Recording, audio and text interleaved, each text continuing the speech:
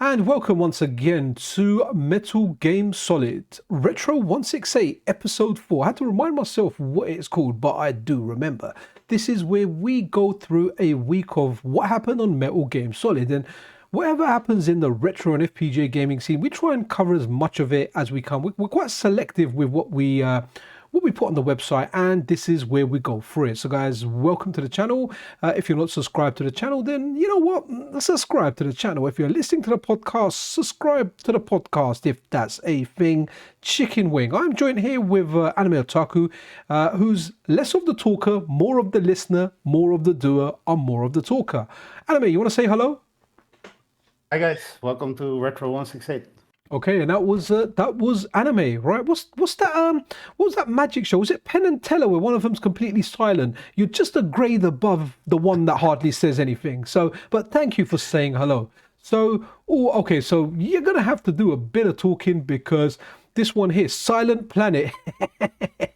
The name figures for the quiet guy, right? So this is a Metroidvania, and I like Metroidvania, right? So even looking at here, new milestone, 20k wish list, man. That is big, right? This game is going to be big. One thing that I really do need to do is, why don't you tell us about it? And I'm going to play with my sound levels, because when we play that video in that embedded tweet, I don't want the sound to come out. So tell us a little bit about this game, and let me do some things I should have done before I began. Yeah, so this game is heavily inspired by Castlevania Blasphemous. When I came across the trailer the first time, it immediately reminded me of Symphony of the Night. So I'm really, really excited about this one. I think it looks great. That was 3 seconds, man. I mean, that's good. That's very good. That's a 20k celebrations, right? It does look really good. I'm a big Metroidvania fan. In fact, any games that I play, any games I've played even in the last few years that I've actually gone all the way through and completed them have been Metroidvanias. And yes, Castlevania Symphony of Night is one of them, because I like to replay it. However, I haven't finished it recently. I stopped playing it and then I'll start it again. So this is something, I'm calling this as one of the big games of, is this 2026 is coming out? Yeah, I believe so. Yeah, I'm calling this as... There isn't an exact release date, but... Right, okay. I'm definitely calling this as one of the big games of the year, at least for me. So really looking forward to this.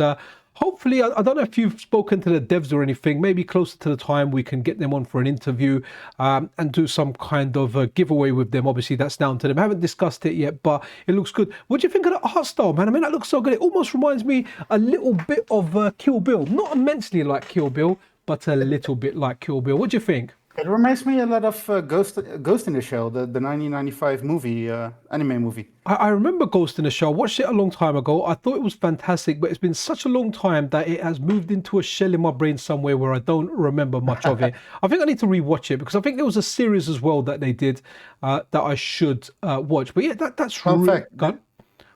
Did you know that Ghost in the Shell is actually what inspired the creators of The Matrix to create The Matrix? I think I heard it once, so I forgot it, but where you've said it again, it's kind of reminded me. And talking about that, we haven't done an article on that, but I don't know if you saw the rounds where apparently the Wachowski brothers asked Konami if they would do the Matrix game, and they said no, and Hideo Kojima didn't know about it. So I don't know if you saw that pop up on any of your feeds. I saw it pop up on mine. No, I didn't. Ah, there you go. Well, there you go. Learning something new today. Okay, so this one here's another one from you. The Human Weapon Dead Fox English patch restores original tone and dialogue. Now, I don't know anything about this, so give us the rundown, Jim. So yeah, this game actually got released in America and in Europe. It was released under a different name called Codename The Viper.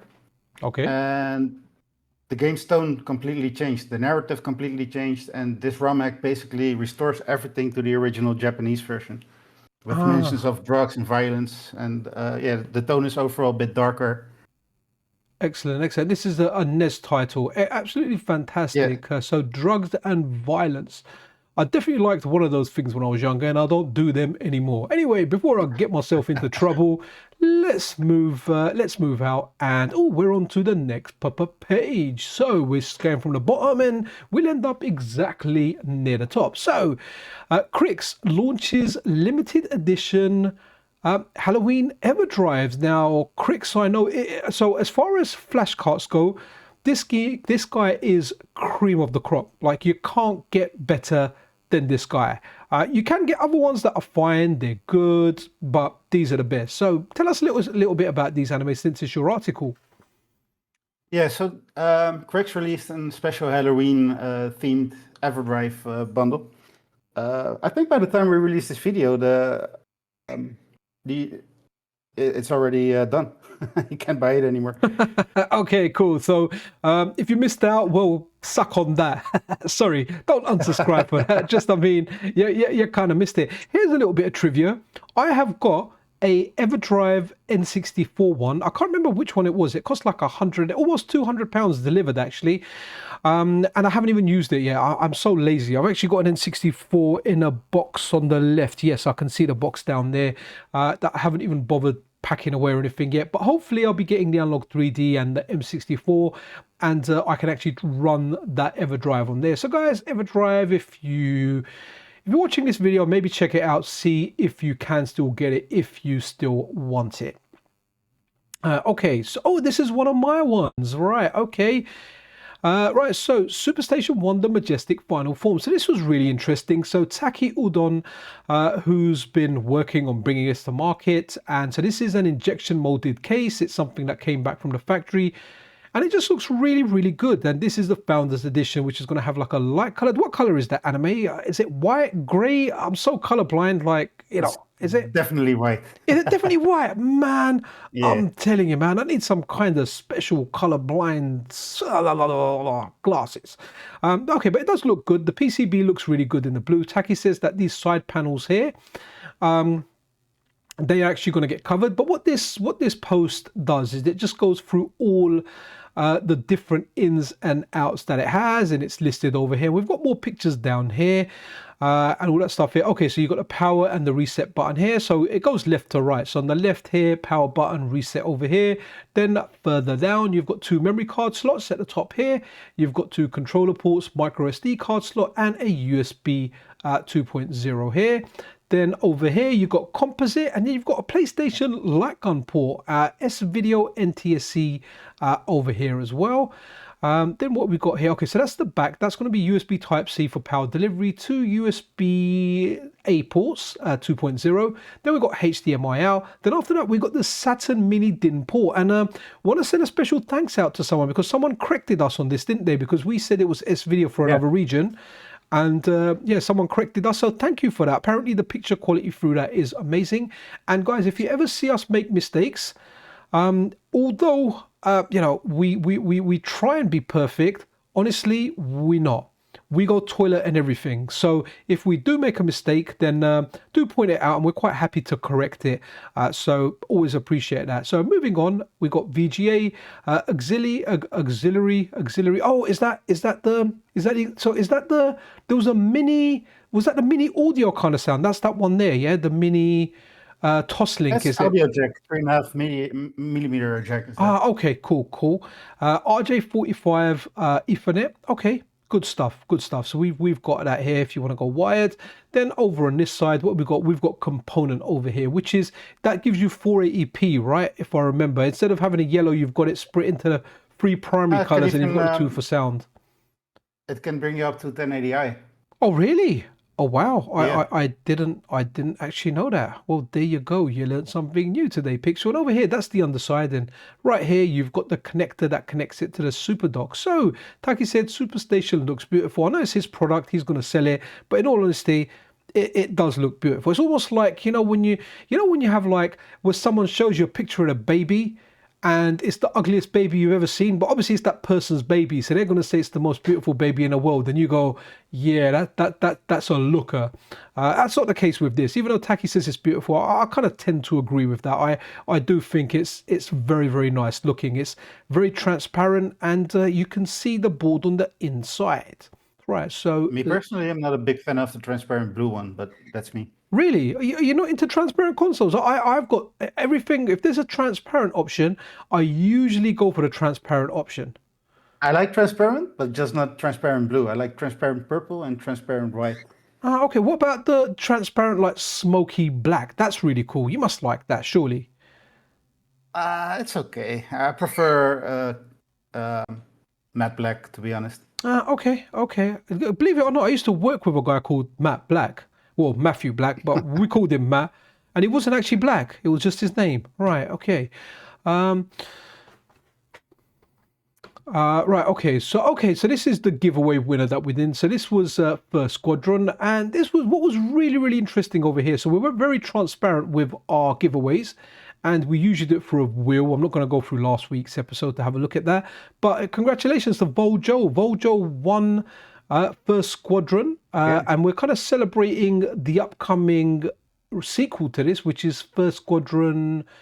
Oh, the DX or Deluxe? I can't remember the exact name. But it's a sequel to this Nah, one. Gone? I forgot. It was First Squadron Rogue something, I believe, but I could be very Oh wrong. man, I'm watching. I'm going to say Rogue Squadron, but it's not that. I'm embedded Nah. in Star Wars at the moment. Yeah. So congratulations to Voljo. They won the Analyzer before, and now they have won this here. So think about that. Lightning does strike twice. I mean, I never win anything. I enter giveaways and I never win anything.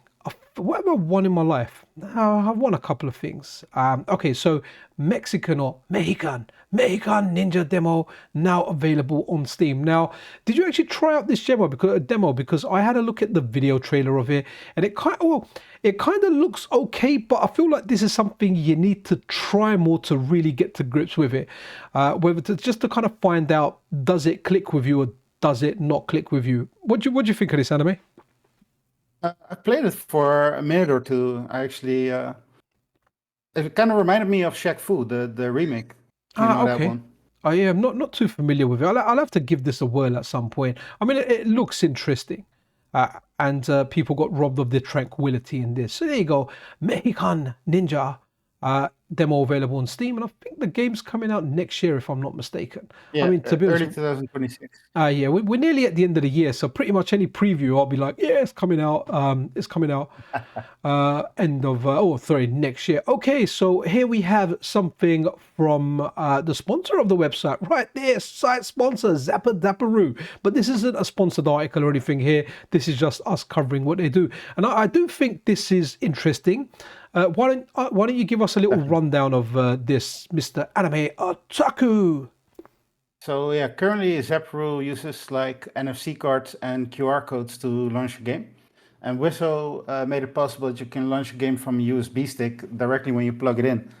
It works via a launch file. So basically what you do is you write the path to the game to the launch file, put it on the SD card, USB stick with the ROM, you put it in the mister and it launches the game. Okay, you know what, Anime? You're a good bro. I love you, man. But you went too technical there, man. So I'm going to try and summarize this to the layman. Put thingy on USB stick, put in USB stick into Mr. Game will launch. Pick a particular game, or like Wizzo did, pick a random game launcher and it will launch the random game. Okay, cool. Let's move on. Okay. Okay, so this is one for you. So you're into Dragon Balls. Oh, sorry, not Dragon Balls. You're into DBZ, Dragon Ball Z. I mean, to be honest, if I saw Dragon and the dragon was real and I saw Dragon Balls, I mean, I'd kind of be interested, thinking, are they like scaly little things like the thing out of Fantastic Four, or is a dragon gonna have smooth balls? Anyway, guys, we're not here for Dragon You're Balls. grossing me out, man. Sorry, dude. Sorry. I don't know. I don't know what it is today. I don't know what's happened to me. They've put something in the food, something in the air. I feel a little crazier than normal. So this is Dragon Blazers, a retro action platformer with a Toriyama touch. Talk us through it. Yeah, so this is a 16-bit inspired game. It's heavily inspired by Dragon Ball, and specifically the first Dragon Ball show, where Goku is still a kid. Yeah, it looks really good. I'm really into it, and can't wait for it to be released. Nah, okay. I mean, what kind of look are they going for? Like a NES look, or is it more? I'd say more maybe Game Boy It's more like a Advance. Super Nintendo. Super Nintendo. It's Okay, yeah, more get like Super. yeah. Okay. Okay, cool. So is this going to be a one that's for purchase for you? Definitely. Probably Yeah. even day one. Oh wow. Okay. All right. Well, there you go, man. Look out for I mean, I was gonna say Dragon Balls again. Dragon Blazers. Okay. All right. Here we go. Um. Okay. Oh, so this is interesting. Jotego, Clockwork Aquario, Where's Wally, or also known as Where's Waldo, and Run and Gun Progress. You wrote this article. Do you want to take this away, or do you want me to run through this one? You do it, man. Yep. That's basically Okay. your article. Over. I think it was my video that there you go, it's down here. Okay, Yeah. so what happened here is this game here, Clockwork Aquario, this was a game on the Sega System 18, an arcade system. It never saw the light of day because, well, fighting games were very, very popular. So they kind of scrapped it. It disappeared for a long time. Then 28 years after it was kind of, or development began, I think Strictly Limited Games bought the rights for it. They released it on the Switch. It was kind of interesting. And then what happened is Jotego actually released this as part of his Sega System 18 core. So this was very much so a community effort. So we had Terminator 2K2, who's a close friend of the channels and the website. They wrote the MRA. Video Game Esoterica was like done a lot on networking, got a lot of people together working on there. There was someone on his Discord that may have had an input as well. I'm really sorry, I can't remember their name. But yeah, so essentially, as this was a Sega System 18 game, yeah, the guys got it working on the Sega System 18 core. So this is currently on beta on available for the Mr. and the Unlock Pocket and possibly the City 128 as well. And it's an interesting game, right? It's a game where you can pick out of a male, a female, and a robot. And honestly, any game where you can pick a robot, I just always go robot. As well as that, another game that was released on the Sega System 18 was Where's Wally, also known as Where's Waldo, right? And remember that book you had as a kid where you had all these people floating about and you had to find Where's Waldo in there? The game, he's not static, he moves around dynamically, it's got some spot the different stuff in there. I said it in the video that I did earlier. I would never play this game. I mean, if there was someone left a credit in there, and I would try it, but I didn't go arcade to find Wally. I went arcade to play, to destroy people on Street Fighter, to shoot stuff, you know, not to find this stuff here. But hey, you know, preservation, I like this stuff. It's interesting checking this stuff out. And I always appreciate all this stuff coming over to FPGA gaming. And then we've got Run and Gun. So in regard to CPS3, CPS3 is my most anticipated core, just like it is for many other people out there. Now, Jotego kind of laid out a roadmap saying, look, he needs to work on Golfing Greats, which we now have. Run and Gun has taken Jotego and his team a lot longer because they're working off some reverse engineering work for some specific chips that Furtek did. That work he done is on 54 pages of A3 and it is massive and it's quite the undertaking. So the guys are still working on that. And yeah, so hopefully one day we'll see Run and Gun, which means that we'll be a step closer to CPS3 because some of the frame buffer techniques that Jotego and his team will learn with Run and Gun implementation can be carried over for CPS3 development. Now, there's no timeline on this. I certainly hope that it'll be awesome to get a CPS3 beta by the end of the year. It'll really round up 2025, but honestly at this side there, absolutely no idea. That's the main things in this. There's other points in here as well. You'll have to check out the story, but that's definitely the main points here. So hopefully CPS3 soon. Really do want it. Hope so. Yeah, let's hope so. Okay, so that's just the weekly news video I'll do with all the sources on this. We're not going to have a look at that. Okay, so this one here, Star Fox 64 takes flight on the Sega Dreamcast, and that's coming soon. So, Anime, you want to give us a little rundown of this while I play the video? Yeah, so Falco Gergis announced that the developer Jay and Martin was working on the Star Fox 64 port, and it's close to finished. So I think anytime now we can expect a working Dreamcast port of Star Fox 64. Oh, that's fine. And has he revealed any specials for it? I know in the Mario Kart port recently, I think Toad was replaced with Sonic. I wonder if he's going to replace one of the characters in here with Sonic or something. It'd be interesting. Yeah, I don't think he announced anything like that, but I do believe that the game runs on 480p instead of 240p. Oh, nice. Okay. Okay. So there's a visual enhancement there. And Star Fox is getting a lot of love because I've been looking at some work in progress texture packs, which there's still quite a bit of work to be done on it. But I've had fun playing that, especially like the real time flickety on and off. Oh, by the way, dude, did you do this? Did you do this?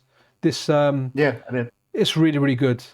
That's really Thanks. I can actually look at that, but I'm gonna stop looking at it because we better do the next story. But you know when you like that to me is art. I would stick that on my wall.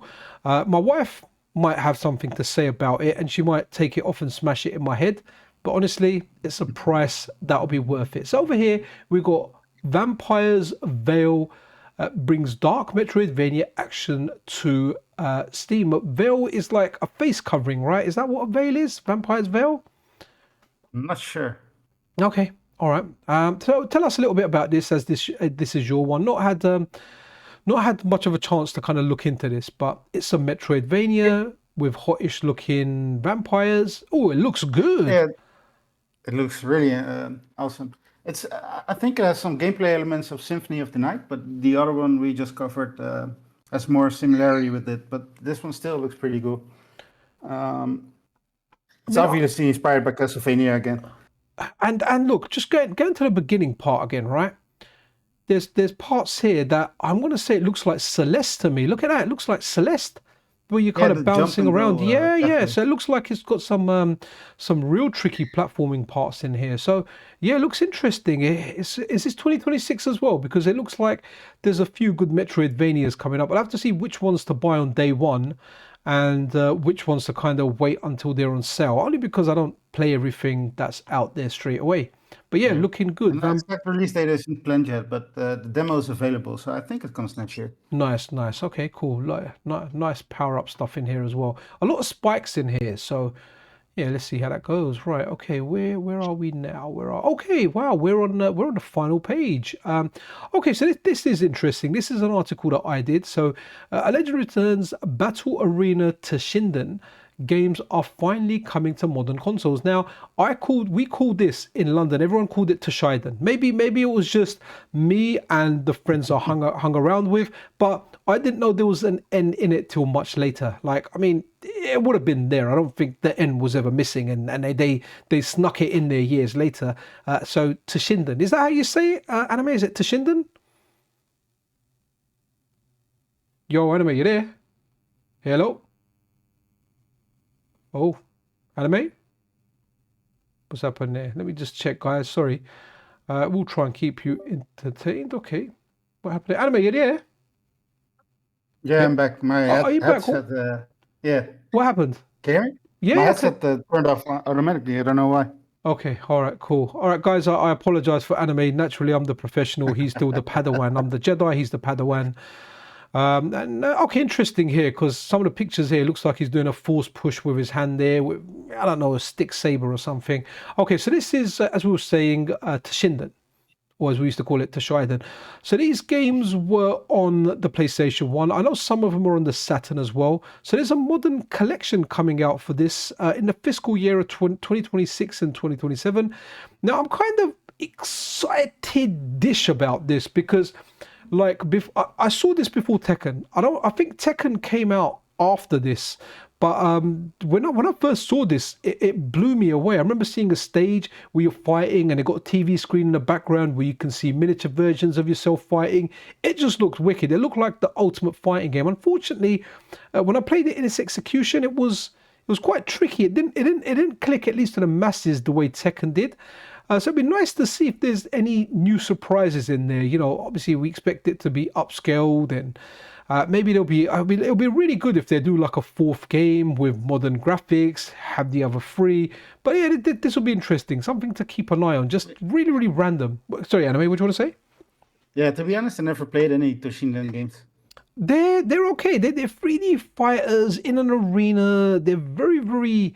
I mean, I don't think there's anything else like it out there. I mean, I played it, but I haven't played this. Like when I played it, I never played it against. I don't remember playing it against another person competitively. And that's how you really learn fighting games, when you start playing another human, another opponent, and you start trying to work stuff out to better yourself. I was heavily into Tekken and Bloody Roar back on the PlayStation 1 era. Yeah, and I think in that I actually mentioned Tekken taking the main limelight, and a big, a big props or an honourable mention to Bloody Roar, because Bloody Roar was just really good. It was a simpler fighting game. It might have been hard to master, but it was a great one to play. Really, really good. I played it the other day actually. I completely forgot the control scheme and how you do stuff on there. Obviously, I know there's a transformation. Yeah. Right, okay. We got Virtual Boy. Something. Anyway, you still with me? Are you disconnecting? No, Okay, no, cool. no. That might have been something on my side. Okay. Okay, so this one over here, Virtual Boy prototype game found. Video by Hard for Games. So this is a video by Hard for Games, where they pretty much talk about this baseball game here. I've got the name down here somewhere. Where is it? Okay. Oh, here you go. So Virtual League Baseball 2. So the first one had like small sprites in there. This one had bigger sprites. Got cancelled. Got rediscovered. They go through this. This video is really, really good. I recommend watching it. And it's just it's just nice to see lost games being found. What's interesting here though is the color choice. Was that a color of? I always remember the Virtual Boy being red. So unless you could change. Yeah, so why even my color blindness has gotten much worse. There you go, that's the kind of color I remember. So maybe you can change colors on there or something, who knows. Yeah, so yeah, interesting. So Virtual Boy prototype game found. Always interesting when that happens. Virtual League Baseball 2. Right. Okay, and right, let's go up one. Okay, so this is interesting. Anime, this one is all you, buddy. So this is ARMSX2 version 1.0, brings PS2 emulation to ARM devices. Now, I know this is for Android because we spoke about this, and also mentioned to you that on the Android Retroid Pocket 5 I've got a really old version of whatever PlayStation 2 emulators out there. And for the whole part, I find Android does PlayStation 2 really, really well. What's this going to bring? What's better about this? What are the trade-offs? So the current PS2 emulator we got on Android is called ARMSX2 or NetherSX2, and those are not supported anymore. So they don't get new development. All the issues that exist will continue to exist. So a team of dedicated developers worked hard to make like a translation layer to port over the PC version of PCX2 to ARM devices like Android. And for the future, it will also be available on iOS, Linux, and even macOS. At the current state, it's not better than NetherSX2, but it's in active development, so it will get better over time and probably fast. Okay, so this is the one to watch then, yeah, to keep an eye on it. Okay, and a nice thumbnail there as well, man. I like your you got some good art direction there, man. Okay, oh, this one, oof, guys, like, okay, so the Taito F2 core that's been brought over by Wicker Wacker. It's got some games on there. It's got like Ninja Kids on there. It's got Dino Rex. It's got Final Blow, Liquid Kids. It's got Growl on there. It's got a heap of good games on there. Now, I was testing this core, even when the games weren't fully supported. It's just what I do. And I had like the files for this, and like you could get some of the graphics on there, but not all of them would work. But this has got some Japanese, mainly quiz games on here. And you can see a list of them here. Crayon Shinchan Orato Osobo. I think it's this anime of, well, his face is cut there, but that character there, if you can see any part of him. Sorry, say that again. Shinchan. Okay, Shinchan, sorry. Yes. And then the one I was most interested in was Quiz HQ, because when we have a look at Quiz HQ, oh, did I embed the video there? No, I didn't. Okay, I did a video on this. It's Quiz HQ, which is, okay, this one over here. It just looks really, really good. So it's a quiz game, multiple choice, sometimes sometimes a question with 2 possible answers or 4 answers. And instead of driving and bumping the car, what you do is you answer a question, an animation kicks in where you drive up to the car, you get a question wrong, the car that you're chasing chucks a Molotov cocktail at you. It just looks really, really good. Love it. Would love for these to get translated so we can play them. You can see part of the arcade machine up here. It was just 4 buttons. That's it. You know, multiple choice. Pick 1, 2, 3, or 4. So love this kind of stuff, but the language barrier naturally presents me prevents me from playing it. But it's the cameos that we have in here, which look really, really good. Let me go back. I'm going to go back out so we can look at the thumbnail. Because on the thumbnail here, look, one of the questions here, look, that's the dude from Operation Wolf. That's New Zealand Story. That's Space Invaders, I think, and I can't remember what that is. I've actually seen that game. Maybe it might be Liquid Kids, or I can't remember what it is. So it's nice because you've got cameos from other games in some of the games there, and it's just really cool seeing this stuff. Is seeing a different side of Taito, one that we weren't used to in the West. Seeing these quiz games that would have been around in the Japanese arcades, and it's the cameos from the other Taito games that I'm really, really interested in. But I guess it's too late for me to learn another language. Maybe if it gets translated one day we can test them out, but if not, like I did in the video, I'll put my money in and just press buttons and hope for the best.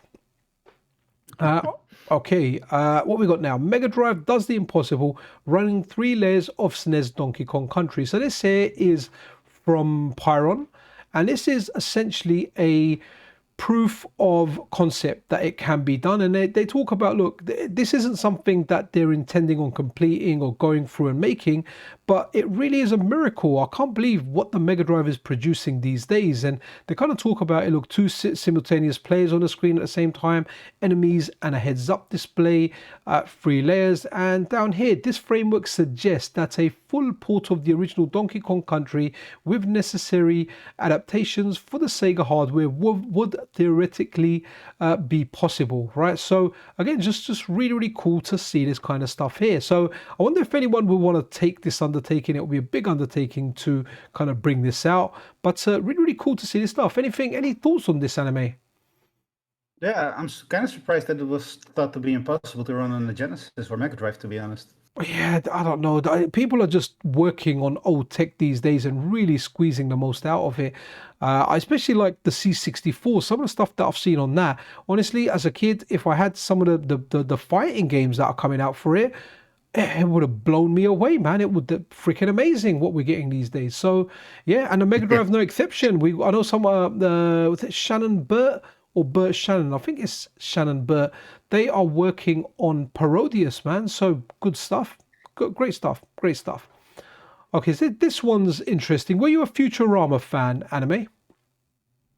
Not really. I'm not even a Simpsons fan, to be honest. I grew up watching The Simpsons, and after a certain season, it got rubbish. There was a time where it was unmissable for me. I had to watch it. I mean, I like Futurama. I definitely prefer Futurama to Simpsons, and I can actually hear the theme tune in my head. It lives rent free, and this just looks really, really good. So this has been in the making for quite a long time. Simpsons Hit and Run. I always used to call it Grand Theft Auto for kids. They made a mod for it where it is a Futurama game now, and it just looks really, really good. So the demo's available now. Even though it says shut up and take my money, the demo is actually free. But if you watch Futurama, you know shut up and take my money. And even if you don't know Futurama, and you've probably seen a meme of it, people use it all the time. So this is really, really cool. Just absolutely fantastic to see stuff like this from fans. Just really, really good. Find out. Okay, yeah, that's it. Slurm team. They've made it. I mean, really, really cool stuff in here. The Professor. You've got Fry. Oh, I tried to get a picture of Bender in a car, but I didn't. But again, just looks really, really good. Really, really good. Like superhero Fry there. So yeah, absolutely fantastic. Just can't believe this. Something I need to try, but limited time and whatnot, amazing stuff. Right, let's see what we've got next. Okay, so this is one of your ones, and before you mention more about this is really, really cool. Like, I've always been fascinated by this stuff, more so because when we have like spin-off games, so the King of Fighters, like a card battle game, we can't understand them, and because it's set in the King of Fighters universe, we're going to see plenty of stuff from King of Fighters and the SNK world. It's freaking amazing. But give us a little rundown of this anime. So you basically already hit it. Especially the translation of Battle the Paradise for the Neo Geo Pocket Color. Superb. Okay, so there you go, guys. It's a translation of that. And if you ever wanted to play a board game and you were sad because you didn't know the lingo, it's been translated. And I have to shout out to Mark Max, man. I mean, this guy here does a lot of really, really good hacks. They done Mole Mania DX recently, didn't they? So they DX up the games. They're a very, very let's say, a very, very heavyweight contributor to ROM hacking in the retro gaming scene. You know, there'll be someone out there that couldn't speak Japanese, probably bought this game and has been trying to play it for years and years and years. And when they saw news of this, I'm sure a tear would have come out of their eye. They would have cried, and their partner, their loved one, their kids, their parents wouldn't have known why they're crying, but they were crying. There were tears of joy that they can finally play this game.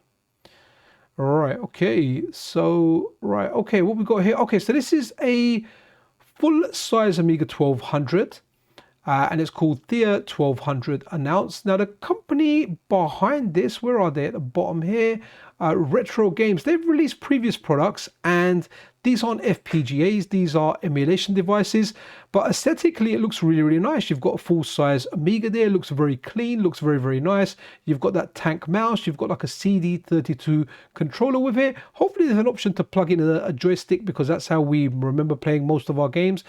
It comes with 25 classic games, including Beneath a Steel Sky, Lure of the Temptress, Rough and Tumble, Defender of the Crown 1 and 2, Turrican Trilogy, and The Settlers 2. So this looks really, really cool. Retail pricing is United States $190, in the UK for me $150.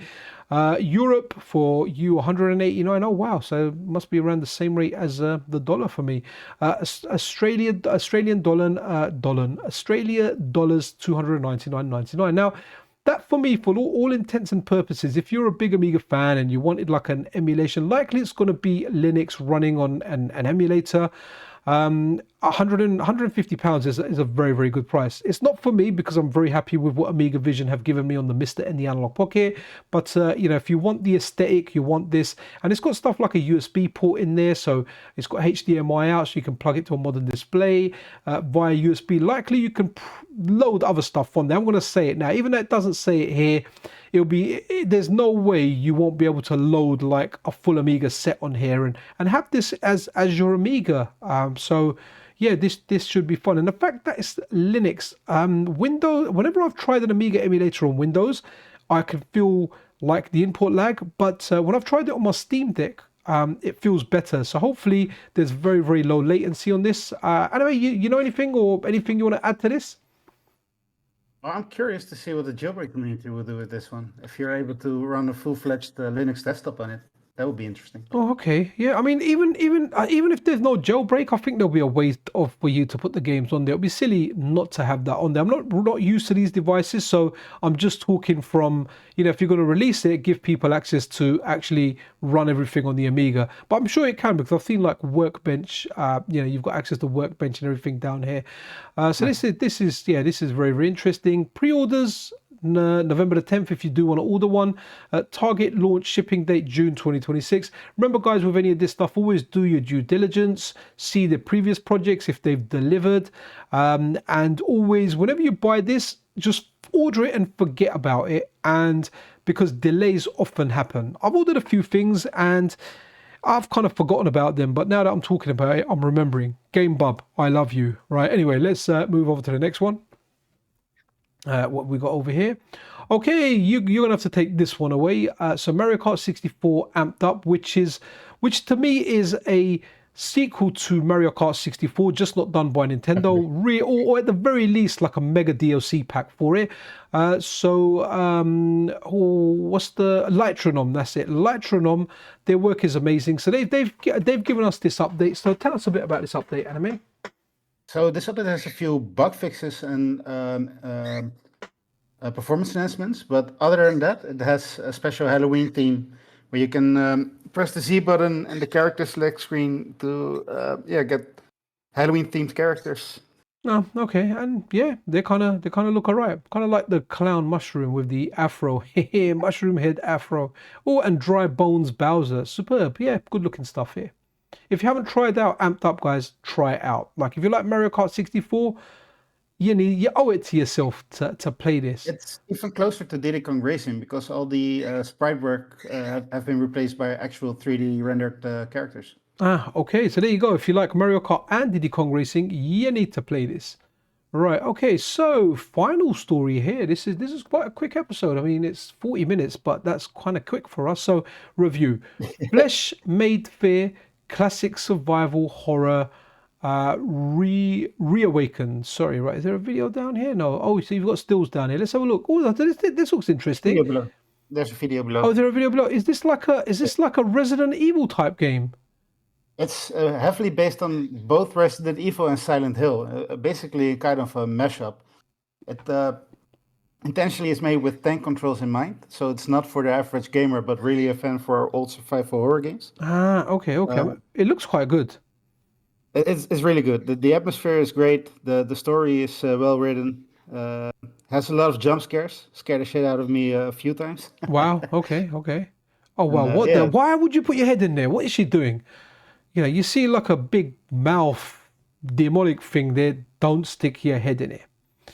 Even worse, don't stick other parts of your body in there. But score 8 out of 10. That's what you've given it. Okay, Definitely. so that's kind of it. We've come to. Oh wow, that looks good. I like that. I like that shooting in there. Okay, so we've kind of come to an end of episode 4 of Retro 168. We do thank all of you guys for watching. Keep an eye on the website. We'll update you with stuff. Keep an eye on the channel as well. If you're not subscribed, we do intend on doing more content, but we do full-time jobs and we work on other projects as well. So any love is appreciated. But yeah, I'm going to say goodbye from Pixel Cherry Ninja, from Metal Game Solid. Anime Attack, any final words you want to add? Broken record time. Yeah, please visit our website, create an account, and interact with the community. Okay, you heard the guy. Peace out, guys.